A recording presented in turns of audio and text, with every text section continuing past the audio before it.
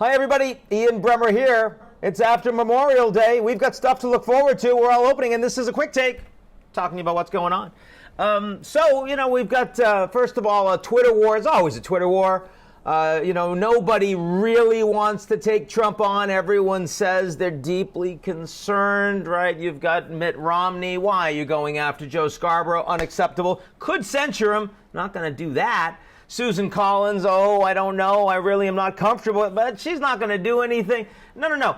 Jack Dorsey, Twitter CEO, says enough of it. He's using my social media platform as a flamethrower. And, I've been trying to come to terms with myself. He's spending time in caves. He's meditating. He's growing his hair even longer than I am right now.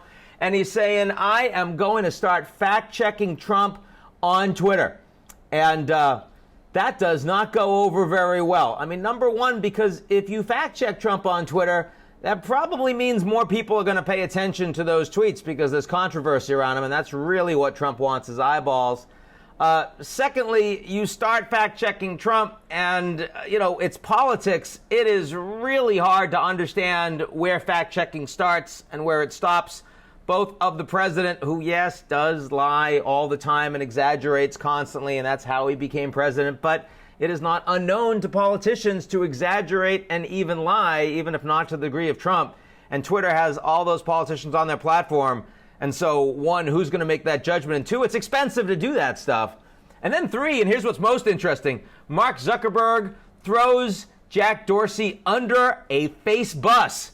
Finally, anyone but Zuckerberg is actually in the crosshairs. And Facebook, of course, with, well over 1 billion users and vastly more important for Trump and for Trump's campaign than Twitter is like, no. I'm not going to be the person who decides what is and is not fake news on my platform, even though Facebook, by the way, does do that and deplatforms people all the time for promoting hate speech and indeed fake news around coronavirus cures. They shut down President Bolsonaro in Brazil for precisely that. But he doesn't want to get into a fight with Trump. Why not? Well, because that's important from a regulatory perspective, meaning cash for Facebook. So, I think this is going to end up being a big nothing burger. I don't think it matters much for Trump. I don't think it matters much for social media. But it is going to be a lot of effort for Jack and probably very little payoff. I mean, it's certainly true that social media is a flaming dumpster fire. But that's, of course, why people spend time on it, is because, you follow the people that you like. And then you follow a few people that you hate so you can tell all your friends, oh, my God, look how horrible and stupid these people are.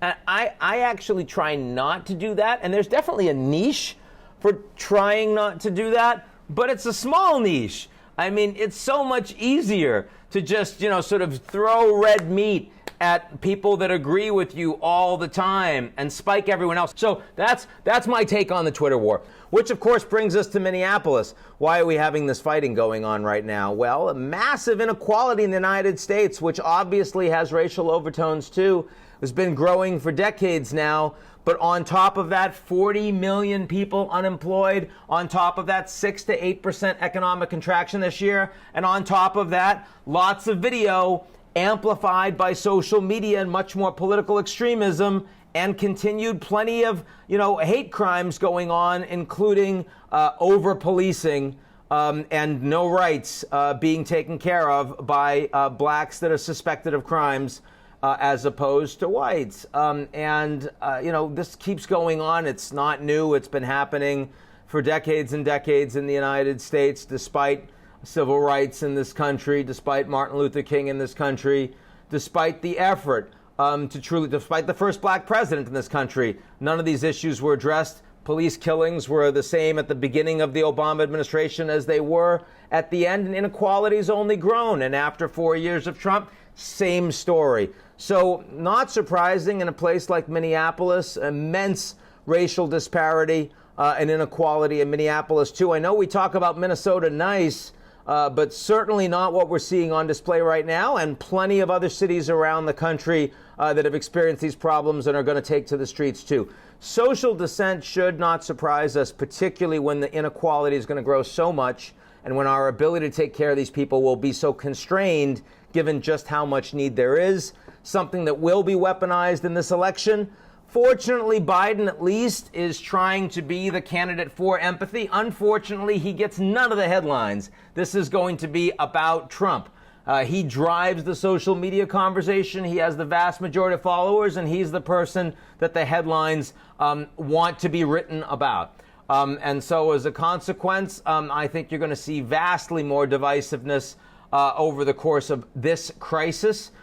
You're likely to see more violence, and Trump is going to do his best to use that to intensify the support for his base and get them to turn out in larger numbers than those that support Biden. I still don't have a strong call on who's going to win in November. Looks pretty tight. The country's really divided, and swing states are still pretty close.